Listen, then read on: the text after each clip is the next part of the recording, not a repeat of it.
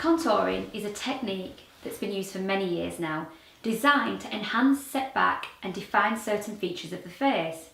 It doesn't have to be scary or difficult and can be used on a daily basis in a basic format as more shading. In this session, I'm going to use bronze to contour with for the everyday makeup wearer.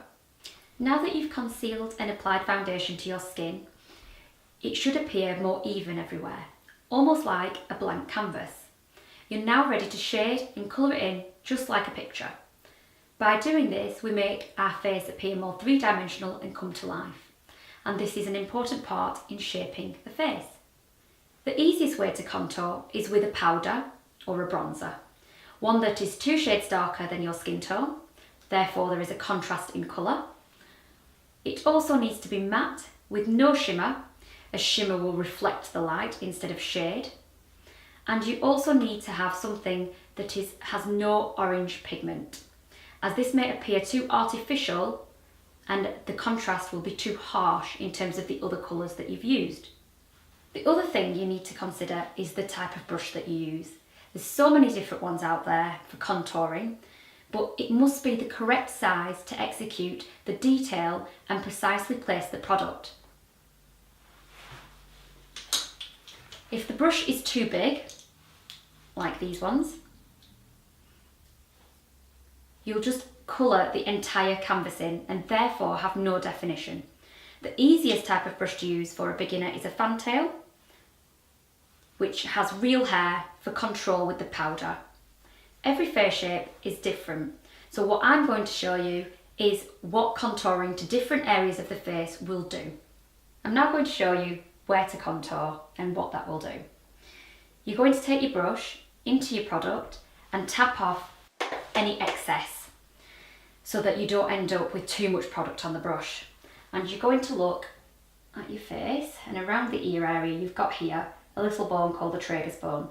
If you imagine an imaginary line between the corner of the mouth and this tragus bone here, this is the area that you're going to be contouring. If you smile for me, Jenna, you can see where the smile line joins this section. And this is therefore where you're going to contour. No further down towards the corner of the mouth, just here. So we're going to start just by gently tickling the face with the brush. I'm not pressing on really firmly, it's literally very gentle. Once you've done that like 2 or 3 times, I would stop and have a look at how much product you've put on. So you'll be able to see whether you've placed too much or not enough. So I'm going to go back in and just apply a little bit more. And what this is going to do is enhance the cheekbones and set this section back. So this is going to sculpt here and enhance the cheekbones.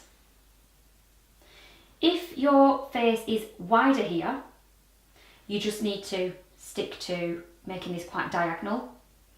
If, for example, you're more narrow here in this section, then if you smile, you can use the excess of what's on the brush into the smile line, and that will almost place a horizontal line here, widening this section of the face.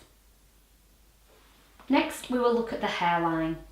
If, for example, you're more elongated here and you want to narrow this, then tickling the hairline with the fantail brush with your product on will shorten. If you are wider here and you want to narrow this section, you just tickle around this section. But all the way around the hairline will shorten the forehead and make it appear more three-dimensional.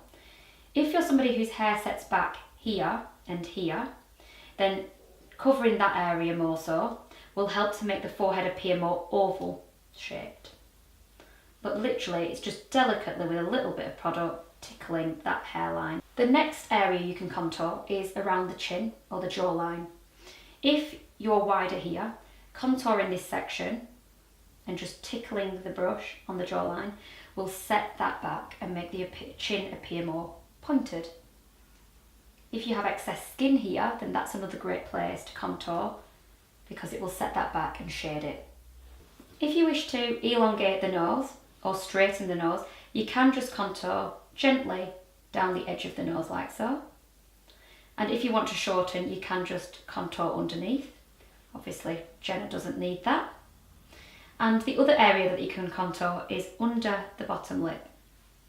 What that will do is make a shadow appear here, making the bottom lip appear fuller, just here. Whatever you're currently doing with contouring or bronzing, there is room to get more precise.